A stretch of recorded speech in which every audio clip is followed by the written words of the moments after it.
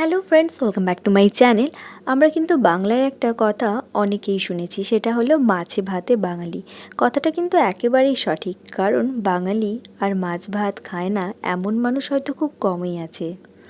আর বাঙালি মানেই কিন্তু যে কোনো মাছই অনেক প্রিয়। মাছ বলতে গেলে একটি মাছ কিন্তু বাঙালির বেশ প্রিয়, সেটা হলো ভোলা মাছ। অনেকেই মাছটা পছন্দ করেন, আবার অনেকেই কিন্তু পছন্দ করে না। তবে অপছন্দের ভাগটা কিন্তু খুবই কম। মাছটার মধ্যে কাঁটা কম থাকার জন্য বাচ্চা থেকে বড় সবারই বেশি পছন্দের।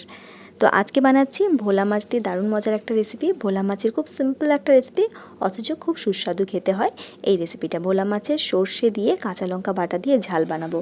ভোলা মাছগুলোকে নুন হলুদ মেখে নেব, তারপর কড়াইতে বেশ কিছুটা পরিমাণ সর্ষে তেল দিয়ে দেবো। তারপর এক এক করে মাছগুলোকে দিয়ে এদিক ওদিক উল্টে পাল্টে মাছগুলোকে খুব ভালো করে ভেজে তুলে নিতে হবে। আর যে কোনো মাছ ভাজা কিন্তু সর্ষের তেলে ভালো হয়, আর মাছ রান্নাটাও কিন্তু সর্ষের তেলে করলেই ভালো হয়। মাছগুলো আমাদের সবগুলো ভাজা হয়ে গেছে।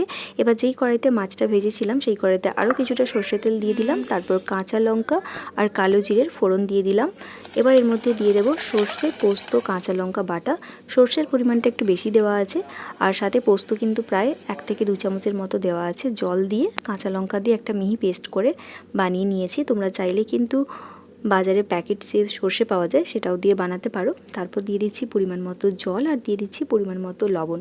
গ্রেভিটা জাস্ট একটু ফুটে এলে এবার আগে থেকে ভেজে নেওয়া ভোলা মাছগুলোকে দিয়ে দেবো। দিয়ে মাছের সাথে গ্রেভিটাকে খুব ভালো করে মিশিয়ে নিতে হবে। গ্রেভিটা যেই ওয়াইজ রাখতে চাও সেই ওয়াইজে কিন্তু জলের পরিমাণটা দিয়ে দিতে হবে। তারপর কিছু সময় ফুটিয়ে নিলেই কিন্তু একদম রেডি ভোলা মাছের সর্ষে দিয়ে কাঁচা লঙ্কা বাটা দিয়ে ঝাল। এটা খেতে ভীষণই ভালো হয়, আর রান্নাটাও কিন্তু খুবই সিম্পল, খুব সহজে বানিয়ে নেওয়া যায়, অথচ খেতে ভীষণই ভালো লাগে। যারা একটু লাল ঝোল পছন্দ করে না, বেশি তেল মশলা পছন্দ করে না, তাদের জন্য কিন্তু এই রান্নাটা একদম পারফেক্ট। রেসিপিটা খেতে গরম গরম ভাতের সাথে ভীষণই ভালো লাগে। তোমরা অবশ্যই জানিও তোমাদের কেমন লাগলো আজকের এই রেসিপিটা। ভালো লাগলে অবশ্যই একটা লাইক করো অ্যান্ড কমেন্ট করো, আর চ্যানেলটা না সাবস্ক্রাইব করে থাকলে চ্যানেলটাকে সাবস্ক্রাইব করে নাও। আজকের জন্য টাটা।